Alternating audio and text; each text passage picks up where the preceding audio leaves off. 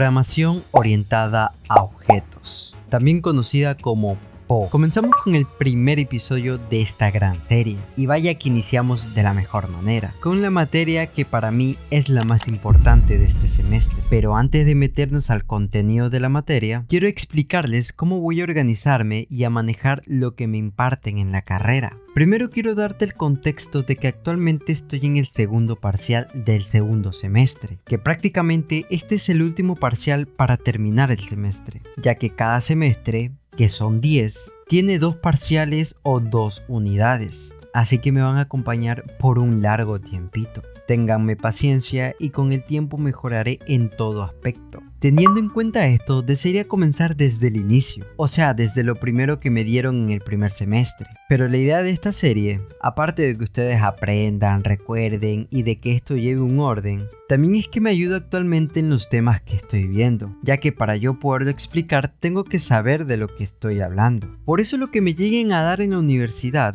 yo tendré que reforzar e investigar más, para plantearme todo bien y poderlo enseñar. De esta forma también me benefician las notas. Esta semana que pasó en programación orientada a objetos, comenzamos un nuevo tema que es la interfaz gráfica. Para esto se tiene que ver temas previos como la herencia, encapsulamiento, clases abstractas y todo referente al lenguaje de Java. Eso sin tener en cuenta la materia previa a programación orientada a objetos, que es algoritmos y lógica de programación. O sea, tengo bastante contenido previo que darles para recién ponernos al día. Y la verdad, si hago eso, la pasaré bomba en este último parcial, ya que tendré que dedicar un tiempito para hacer los videos y otro para estudiar los temas actuales. Con esto se me complicaría todo y esa no es la idea. Lo que voy a hacer es que me meteré de lleno a los temas que estoy viendo ahora. Y cuando esté de vacaciones, que ya el semestre prácticamente se acaba en febrero, les traeré todo el contenido que va antes de los temas vistos.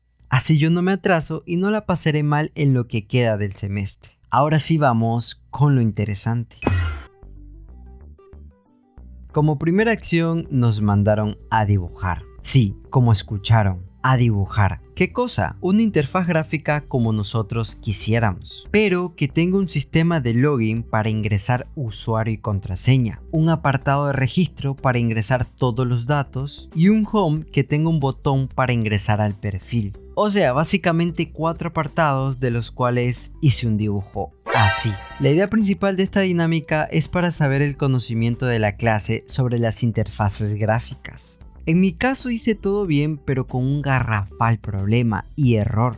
No logré terminar lo que se solicitó en el tiempo estimado. Me la pasé pensando y elaborando cosas que en teoría no se pidió. Y es aquí donde se presenta una gran enseñanza. Ubicarse en tiempo y espacio. Si se solicitó crear 4 apartados con funcionalidades específicas y en un tiempo determinado, uno tiene que hacer todo lo posible para cumplirlo. Mi error básicamente fue ponerme a pensar que tenía una interfaz gráfica como en el login, donde pensé en el diseño, en un apartado de recuperar contraseña y prácticamente en otras funcionalidades que no se pidieron. Lo que tenía que hacer era hacerlo funcional y luego quizás agregar más apartados, funcionalidades o decorarlo. De nada sirve tener cosas que no se pidieron o tenerlo decorado para que no funcione. Y ese fue mi principal error que ni siquiera me dejó terminar.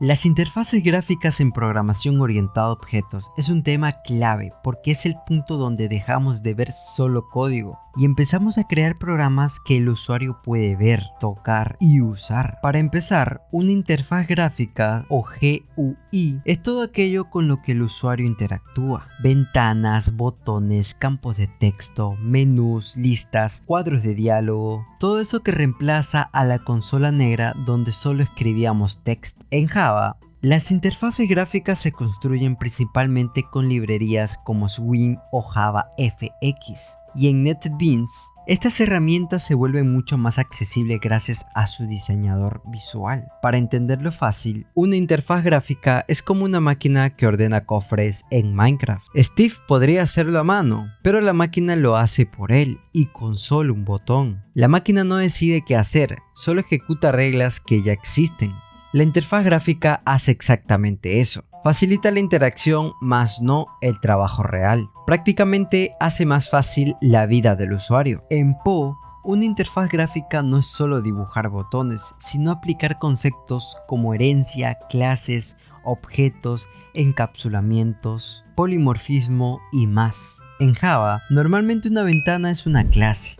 Por ejemplo, una clase que extiende de JFrame y cada botón, etiqueta o campo de texto es un objeto que pertenece a esa clase. Siguiendo con Minecraft, es como si la ventana fuera una casa y dentro de esa casa colocas cofres, mesas de trabajos y palancas, cada uno con una función específica. En NetBeans, cuando creas un proyecto Java con interfaz gráfica, puedes usar el diseñador visual para arrastrar componentes como JButton, JLabel, JTextField o JTable, JTable. No sé si mi inglés es bueno, ya que te ahorra tiempo al inicio, pero detrás de todo eso sigue habiendo código Java bien estructurado. Ahora hablaremos de los componentes básicos que debes de conocer sí o sí. Primero, el JFrame, que es la ventana principal del programa. Luego tenemos los JPaneles o JPanel, que sirven para organizar mejor los elementos dentro de la ventana. Algo así como dividir una casa en habitaciones. Después están los componentes interactivos como botones, campos de textos y listas, que permiten al usuario ingresar información o ejecutar acciones. Pero aquí viene lo importante. Estos componentes no hacen nada por sí solos, necesitan eventos. En Java, los eventos son acciones como hacer clic en un botón, escribir textos o cerrar una ventana. Cuando ocurre un evento, se ejecuta un método, y ese método contiene la lógica del programa. En Minecraft sería como una palanca, no hace nada hasta que alguien la activa, y cuando lo hace, desencadena una acción. En la parte práctica, NetBeans facilita mucho el manejo de eventos. Por ejemplo, cuando haces doble clic en un botón dentro del diseñador, NetBeans crea automáticamente un método donde tú escribes el código, que se ejecutará al presionarlo. Ahí es donde aplicas la lógica aprendida en programación, condiciones, ciclos, llamadas a métodos, creación de objetos, todo lo que ya sabes, pero ahora conectado a una interfaz visual. Esto es clave entenderlo. La interfaz gráfica no reemplaza la programación, solo es la forma diferente de interactuar con ella. La interfaz solo recibe información del usuario y muestra resultados. En Minecraft sería como Steve usando una mesa de trabajo. La mesa no crea los objetos por sí sola. Solo sirven como medio para que el proceso ocurra correctamente.